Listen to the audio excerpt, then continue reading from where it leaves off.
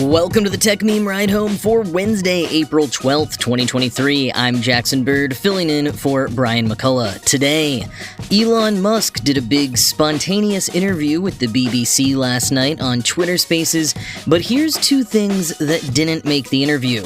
Twitter appears to be working on generative AI for reasons yet unknown, and Twitter Inc. doesn't exist as a company anymore.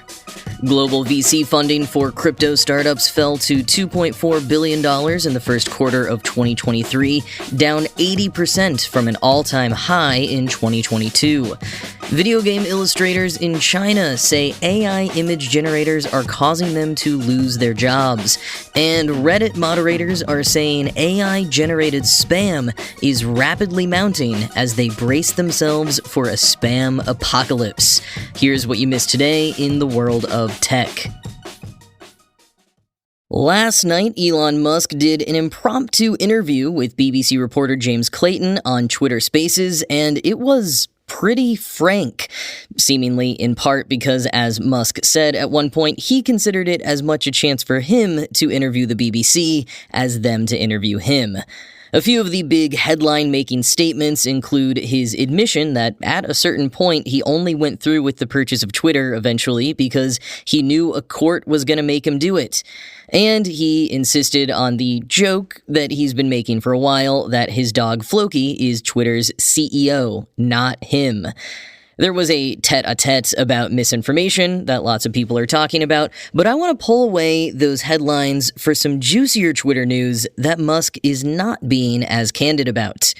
Sources say that Twitter is working on a generative AI after having bought about 10,000 GPUs and poaching some engineers from DeepMind. Quoting Insider, Musk's AI project is at an early stage, according to the people familiar, though one person said the purchase of so much additional computational power showed he's committed to its development.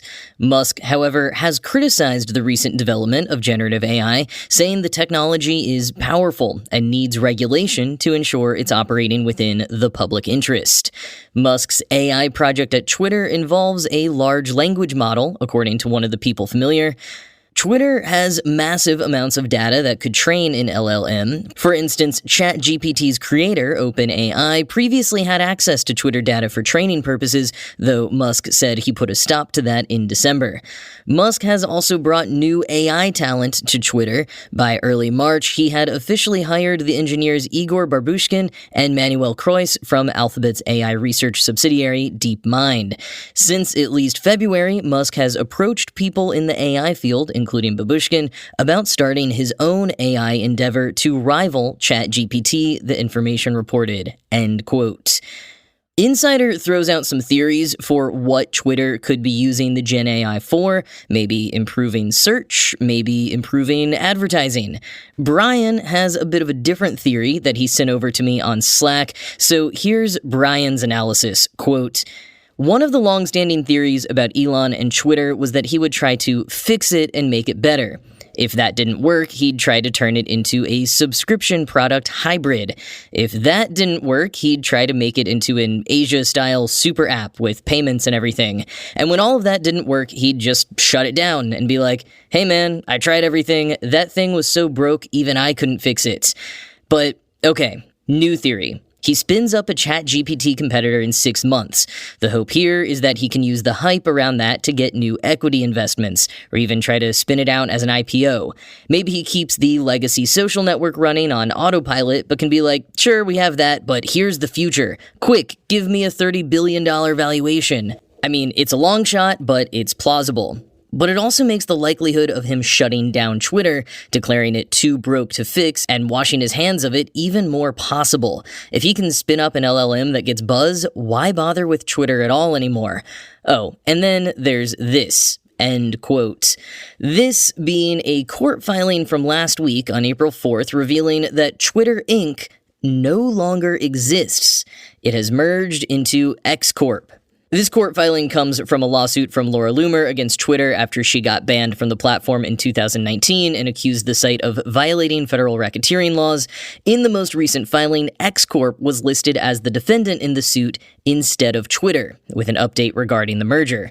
Quoting Slate, Elon Musk, who owns Twitter as well as X Holdings Corp., has not yet revealed this merger to the public, but it appears to have been on his mind since he first plotted his purchase of the social media company. In April 2022, Musk registered X Holdings 1, 2, and 3 in Delaware, 3 separate companies designed to facilitate his purchase of Twitter. As the merger agreement stated, X Holdings 2 would cease to exist as a functioning entity after merging with Twitter. So the official structure after Musk's takeover was X Holdings 1 oversees Twitter Inc., while X Holdings 3 handles the cash. The Nevada filings show this exact arrangement is no longer in effect. According to the Nevada Secretary of State's online business portal, Elon Musk registered 2 new businesses in the state on March 9th, X Holdings Corp. And X Corp.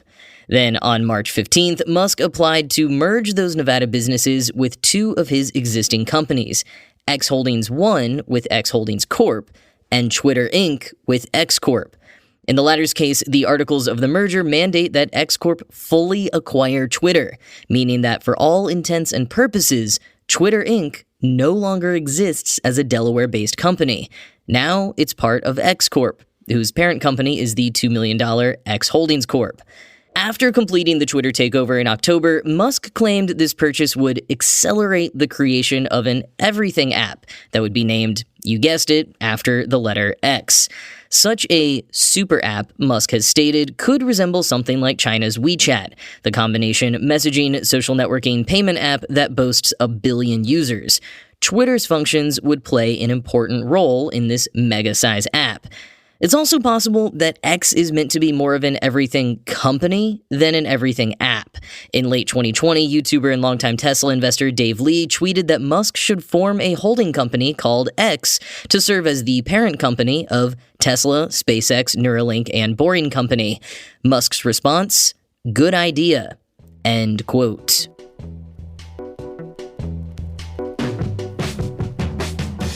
Global VC funding for crypto startups fell to $2.4 billion in the first quarter of 2023, down 80% from an all-time high of $12.3 billion in Q1 of 2022, and is now at the lowest level since 2020. This according to data from PitchBook.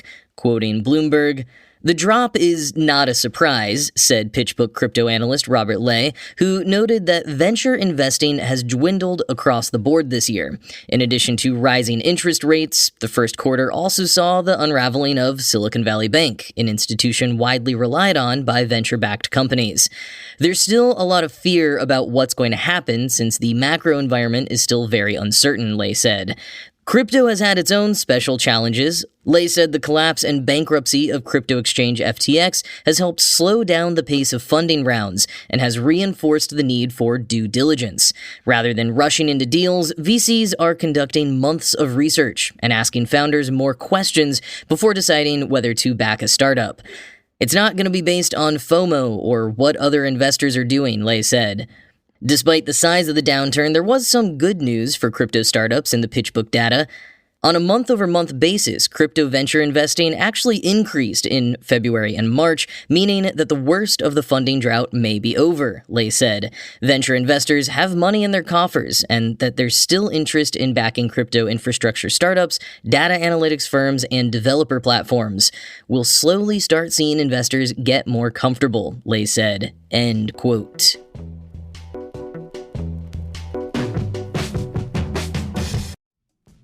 Spring is here. Can you feel it? If I could open the window, you'd hear the birds chirping outside. Spring is great, but it can also mean the return of certain chores, right? I'm talking about yard and lawn maintenance. Does anyone else just stand there in the store wondering where to start? That's where Sunday Lawn Care comes in. Sunday is everything you need to get the lawn you've always dreamed of. This spring, go to getsunday.com/ride and enter your address to get a customized plan created just for your lawn. No trips to the store or hauling heavy bags home since they ship straight to your home. And they only use ingredients you can feel good about. No harsh chemicals, no long waiting periods or trying to keep your kids and pets off the lawn. Simply apply, let it dry, and you're back to enjoying your yard. Sunday is easy and affordable. Some lawn care services cost more than $1,500 a year, but Sunday's full season plans start at just $109. it's time to reclaim your weekends. Sunday Lawn Care can take one big thing off your to-do list instead of spending time working on your yard. With Sunday, you can spend time enjoying it. Sunday is offering our listeners 20% off. Full season plans start at just $109, and you can get 20% off that when you visit getsunday.com/ride at checkout. That's 20% off your custom plan at getsunday.com/ride. I told you how I snapped up the domain howwhy.tech to house some of my new AI prototypes. Expect me to be debuting some of my AI-generated guides there soon. .tech is the perfect domain for any product debut. Tech startup founders looking to showcase themselves with a unique online presence need to launch with a .tech domain. It's all-encompassing. It shows that you're in tech, obviously, but it's broad enough to brand yourself in any vertical or niche and have it feel like it fits. Here are some AI startups that have been launched using .tech domains. Check them out. Edison.tech, Century.tech, EB2.tech. These are real cutting-edge, of-the-moment startups, and .tech fits them perfectly. Don't just whisper your tech prowess, scream it to the world with a .tech domain. Join the tech elite with over 500,000 innovators already on board, building on top of .tech domains. Head to go.tech/TM and get a 1-year .tech domain for $10 and a 5-year .tech domain for $50. The discount will be auto-applied. Again, that's go.tech/TM, go.tech/TM. The use of generative AI in video game production is soaring in China, and illustrators in particular are saying it's causing them to lose their jobs or fear for their futures. Quoting Rest of World, recent breakthroughs in AI image generation with the release of programs such as DALL-E 2, Midjourney, and Stable Diffusion in 2022 have enabled users to produce impeccable drawings from text prompts. In the past few months, Chinese video game companies, from tech giants like Tencent to indie game developers, have begun using these programs to design and create video game characters, backdrops, and promotional materials.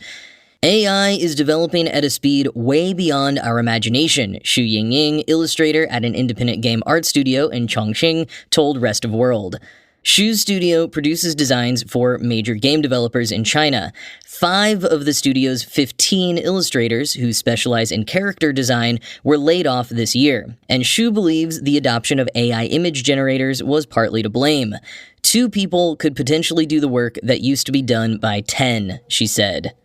A game artist in Guangdong, speaking on condition of anonymity for fear of being identified by her employer, said that previously, employees could draw a scene or a character in a day. Now, with the help of AI, they could make 40 a day for their bosses to choose from.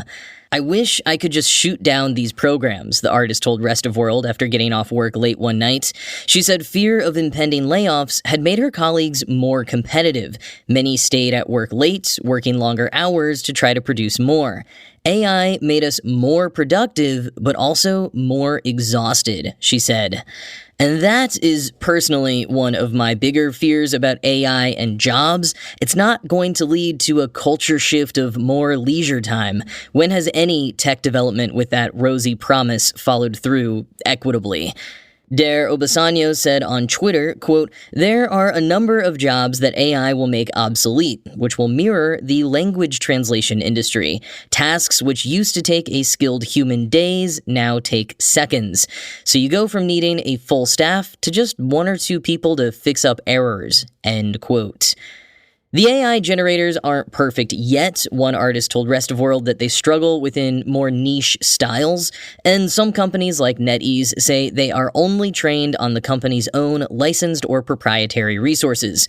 Still, artists say they went from designing and illustrating complete pieces to being commissioned just to fix small AI errors, being paid a fraction of their previous rate, and having much of the creative artistry they're passionate about stripped away.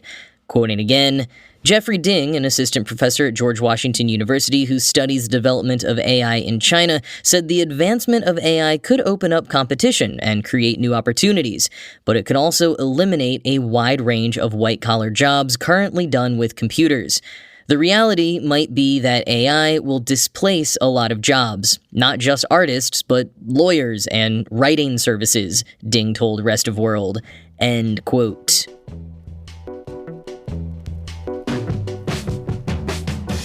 Well, it doesn't solve the problem of creative fulfillment, but here's another job us lowly humans may be cut out for: manually filtering out the spam that AI bots churn out online. At least until other bots figure out how to do that better than us, or rather, if the bots to control the spam can keep up with the advancements in bots that create the spam and outwit the filters. But for now, moderators on Reddit, at least, have been seeing an increase in bot-created spam that they say, to take care of, will, quote, require a lot of human labor. End quote. Human labor at the moment being performed by moderators who are all volunteers. Quoting Vice, shortly after ChatGPT launched, the 2 million strong Ask Historians subreddit was experiencing 5 to 10 ChatGPT posts per day, says Sarah Gilbert, one of the subreddit's moderators and a postdoctoral associate at Cornell University, which soon ramped up as more people found out about the tool. The frequency has tapered off now, which the team believes may be a consequence of how rigorously they've dealt with the AI-produced content. Even if the posts aren't being deleted for being written by ChatGPT, they tend to violate the sub's standards for quality. The moderators suspect some ChatGPT posts are aimed at testing the mods or seeing what the user can get away with.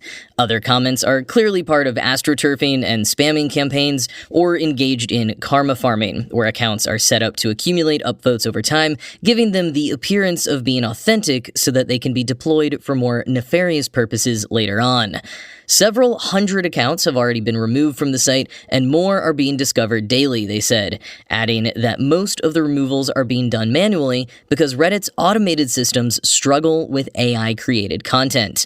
Reddit declined to offer any comment on this. In February, Ask Historians and several other subreddits were hit by a coordinated bot attack using ChatGPT. The automated system of bots was caught inputting questions asked on Ask Historians into ChatGPT and then spitting out responses through an army of shill accounts, says Gilbert. Identifying that the bots' spammy answers were produced with ChatGPT wasn't the problem, it was that they were coming in so fast and so quick, says Gilbert. At the height of the attack, the forum was banning 75 accounts per day over the course of 3 days. End quote. As a moderator of our technology explains, by the time a bot is caught by Reddit's auto anti-spam systems, it's usually too late because the bot has already served its purpose.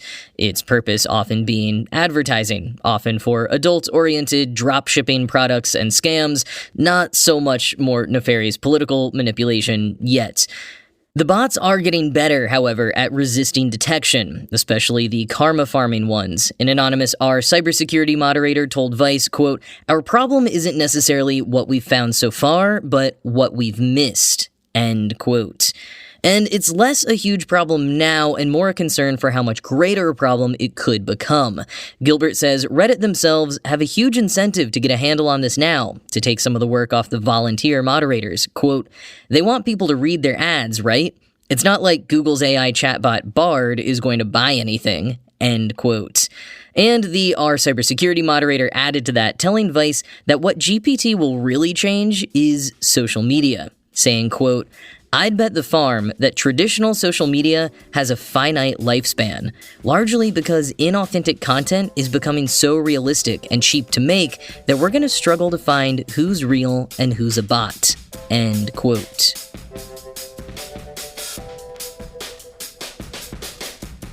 One more piece of Twitter news that broke while I was writing the show this morning. NPR has announced that it will suspend all Twitter use for its organizational accounts. This comes, quoting the New York Times, a little over a week after the social network designated the broadcaster U.S. state-affiliated media. Twitter has since changed the label on the NPR Twitter account to government-funded media, a label it also gave to the BBC, the national broadcaster of Britain. End quote. NPR is editorially independent and receives, quote, less than 1% of its annual operating budget in the form of grants from the government-funded Corporation for Public Broadcasting and other federal agencies and departments, end quote. So, NPR has said, quoting a statement by Chief Communications Officer Isabella Laura, "We are not putting our journalism on platforms that have demonstrated an interest in undermining our credibility and the public's understanding of our editorial independence." End quote. Interesting thing to note here is that in his big interview with the BBC last night, Musk actually said that the state-affiliated media label that BBC and NPR received was going to be changed to publicly funded, not what it actually got changed to, which is government-funded media.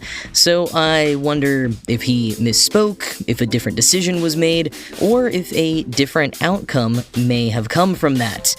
But that is the last of your Twitter drama for the day. I'll talk to you again tomorrow.